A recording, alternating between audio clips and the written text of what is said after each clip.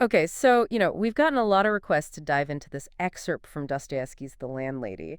And, I can see why folks are so captivated by it. Oh, yeah. It's got all the ingredients for a real page-turner, that obsession and the misery, the sense of isolation.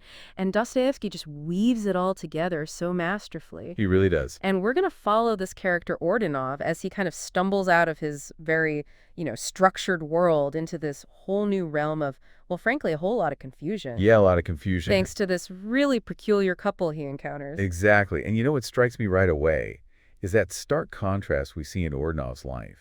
I mean, for 2 years, this guy has been completely shut off from the world, a total recluse. Yeah, just totally immersed in his studies, right? Right? His passion was science, as Dostoevsky tells us, and then bam, he just steps right out into this bustling city. It's like sensory overload in a way. It's like he's been living in a cave and suddenly he's in Times Square or something.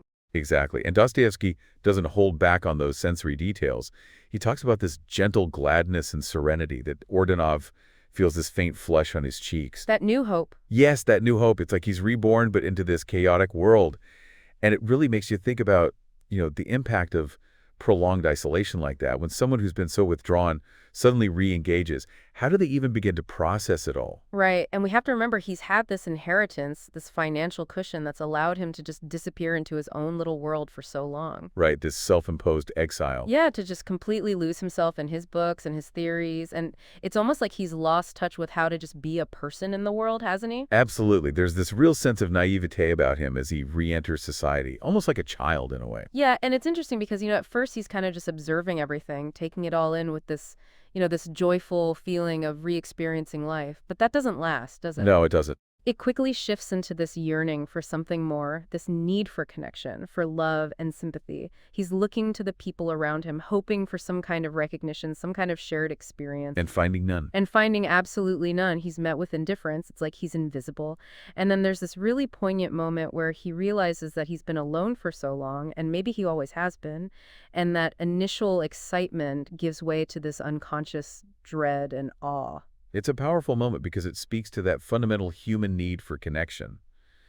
We all crave it to some degree, and Ordinov's experience really highlights what happens when that need goes unmet for so long. You're thrust into this vast siege of humanity, yet you feel utterly alone. It's like that saying, right? The loneliest place you can be is in a crowd. Exactly. And it's around this time that he finds himself drawn to this quieter part of the city. He wanders into a nearly empty church. And, I love how Dostoevsky uses this setting here, the fading sunlight, the glimmer of the icons. It creates this almost ethereal atmosphere. Like stepping into another world. And in this almost sacred space, he encounters these two figures that are just shrouded in mystery. You have Ilya Murin, this gaunt old man with these piercing eyes, and then Katerina, this strikingly beautiful young woman. But there's a sadness to her, a melancholy dignity. And their behavior is so strange. Isn't it this ritualistic bowing in all four directions? And then Katerina's just overcome with emotion in front of this icon, which the old man then quickly covers up. It's also cryptic. It really is. And what's fascinating is Ordinov's initial reaction. He tries to dismiss it as just an ordinary incident, something to just brush off. Like it's beneath his notice. Right. But even though he tries to do that, the image of Katerina's weeping face, it just stays with him. He can't shake it, and it keeps him up all night. It just shows how even someone as, intellectually driven as Ordynov could be deeply affected by witnessing raw human emotion. It's like a crack in his carefully constructed intellectual armor. Exactly. And it's that lingering image that leads him to start looking for new lodgings, almost unconsciously. He ends up staying with his German family, but his mind is clearly elsewhere. He's completely preoccupied with that encounter in the church. He can't let it go. He can't. And so the next day he goes back to the church, hoping to find them again. And when he doesn't, he just starts wandering aimlessly. And he ends up in this really desolate, almost eerie part of the city. It's like he's being drawn deeper into this mystery without even realizing it. Right. And Dostoevsky really emphasizes the contrast here. You have this death-like silence, this sense of stillness, but then you also have this idyllic description of the cottage and the surrounding nature. It creates this feeling of anticipation, like something is hidden, something is about to happen. Like the calm before the storm. Exactly. And Ordinov's internal state is mirroring that building tension. Dostoevsky tells us about his extreme impressionability, his sensitiveness, his lack of resisting power. And, given his isolated life, it makes sense. He's like a blank slate almost. So easily influenced. Exactly. And then boom, he runs into them again at the church exit. Katerina's surprised to see him. The old man reappears looking all menacing, and Ordynov is suddenly filled with this anger, this determination to find out who they are, what their story He's is. not a passive observer anymore. He's actively pursuing this connection, even though he doesn't fully understand why he's so drawn to them. It's like something has awakened in him. Right. And so he sets off on this determined search. He questions this mysterious porter who's not very helpful. And finally, he tracks them down to this dilapidated building, this really run-down room. It's like he's uncovering a hidden love, a secret corner of the city. And the way he manages to get in is pure chance, really. It's like fate is intervening. And then Katerina speaks. She offers him lodging. And Ordynov's reaction is just so telling. He's almost petrified. Yeah, it's like he's seeing a ghost.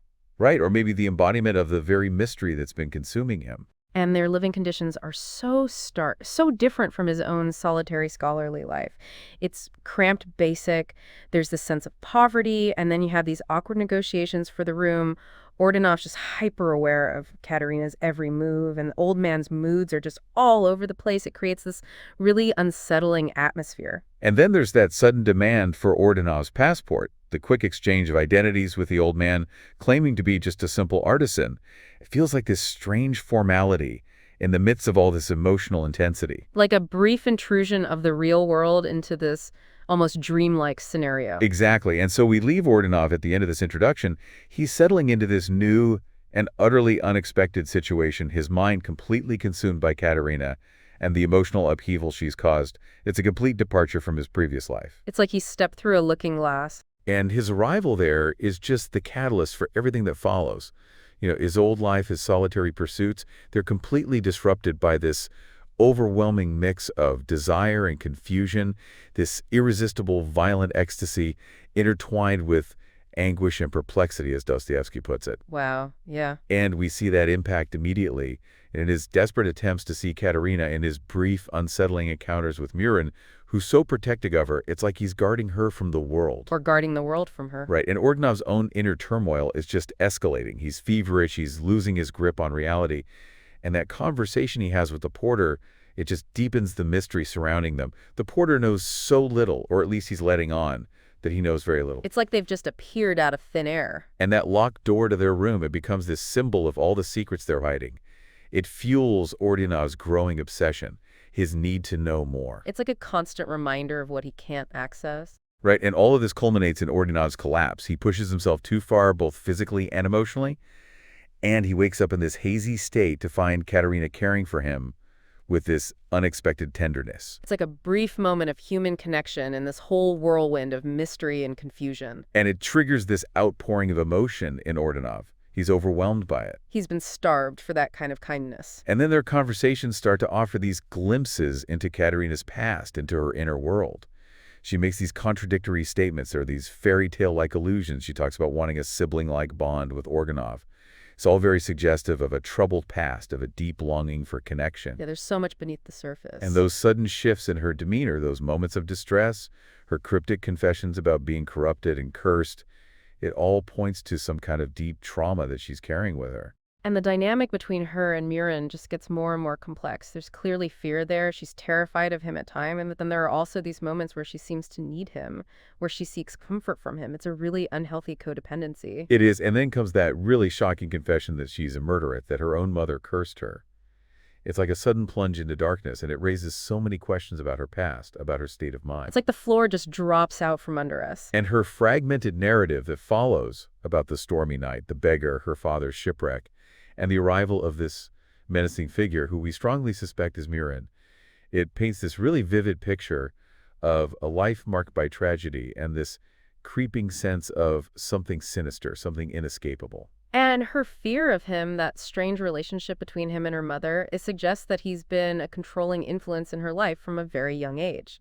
Absolutely. And then she continues her story. She talks about the factory fire, her father's death, and her escape with this man, and those themes of violence and escape and this sense of being bound to him against her, will they become more and more pronounced? It's like she's trapped in a nightmare that she can't wake up from. And that boat journey, that unsettling conversation about freedom and obligation, it really highlights the nature of their relationship, that sense of being trapped, yet also resigned to her fate. And just as she's starting to reveal more about this dark past, about what happened, Murin appears.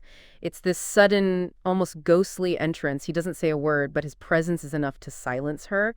And the look they exchange, it's chilling. It is, and it creates this incredible sense of dread, like something terrible is about to happen. Like the other shoe is about to drop. And Katerina's farewell to Ordynov, it's filled with tenderness, but there's also this strange laughter, this sense of impending doom.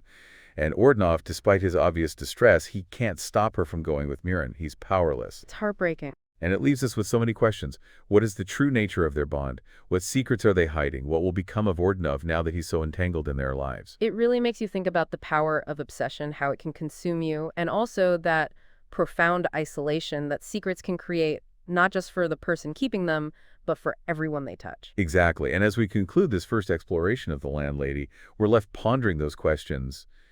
Can genuine human connection really pierce through those layers of mystery, those walls of self-imposed isolation? Or are some souls just destined to remain forever adrift? Bound by forces they can't control and truths that are too painful to speak. It's a powerful image and a really unsettling thought to sit with until our next deep dive.